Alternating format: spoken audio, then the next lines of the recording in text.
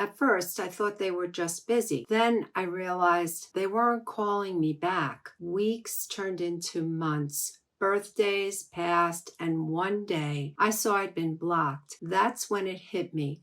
My child was gone, and I never saw it coming. If you're a parent who feels blindsided by estrangement, you're not alone. I'm Marie Morin. I'm a therapist and an estrangement coach who helps parents heal after estrangement. Stay with me and discover the 3 things that bring parents out of the pit of uncertainty and into the arms of healing. Let's walk through this together. This isn't about blame, it's about understanding so you can begin to heal. The parent I'm going to share with you about, we'll call her Susan, once told me if I could go back, I wouldn't change everything, but I would have listened more closely. Susan, she thought she had a pretty good relationship with her adult child.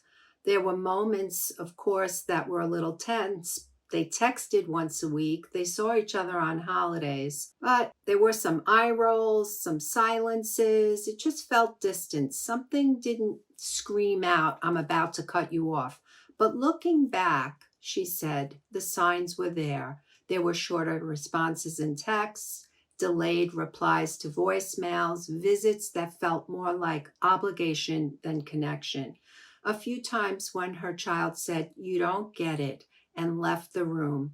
At the time, Susan brushed those moments of like they're busy or they're moody. They'll come back around, but disconnection often happens in layers, not explosions. Sometimes they do, but sometimes silence is a slow building wall. What's so painful about estrangement is this: you can love your child deeply and still end up disconnected.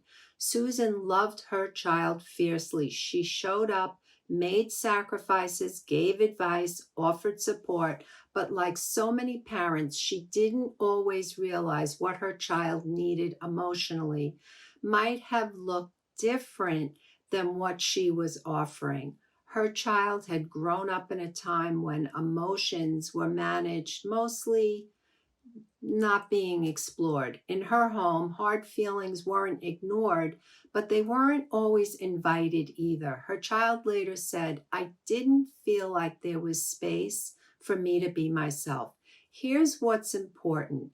That doesn't mean Susan was a bad parent. It means that the emotional needs of adult children have changed, and many parents were never taught, yours truly too, to notice or name those subtle disconnections. Estrangement rarely stems from one event. It's often the result of many little ruptures left unspoken. And here is some of the signs Susan says she missed. Maybe you've seen them too. Sarcastic comments that masked real frustration, pulling away after deep conversations as if something stung, changes in tone when topics like childhood or boundaries came up, moments of discomfort when she offered advice or help, a sense that her child was walking on eggshells, but she didn't know exactly why. Again, this isn't about shame. It's about awareness. Many of us, especially from older generations, we weren't raised with the language for emotional nuances. We were taught resilience meant moving on, not speaking up, letting things go. But adult children today are often trying to repair what was never named. And if they felt in any way or feel unsafe now doing that with their parent, they sometimes walk away entirely. The day Susan realized she was blocked, her world fell apart. But Susan did something that changed everything. She didn't stay stuck in blame. She got curious. She asked herself, what conversations did we never have? What did my child need from me emotionally that I may have missed? How do I grow from this event, even if the relationship doesn't come back? That's where healing begins. not in begging your child to return, but in building the kind of self-awareness that gives you peace whether they come back or not. If you're watching this and thinking, I miss the signs too, please know you're not being shamed. You're not alone, and you are not beyond healing. Here are 3 things that can help. Get support that honors your grief, but also invites your growth. Be mindful of communities that only focus on blaming your adult child or social media or blaming therapists. Number 2, reflect without punishing yourself. Write letters you don't send. Ask yourself what you want your child to understand about you and what you might want to understand about them.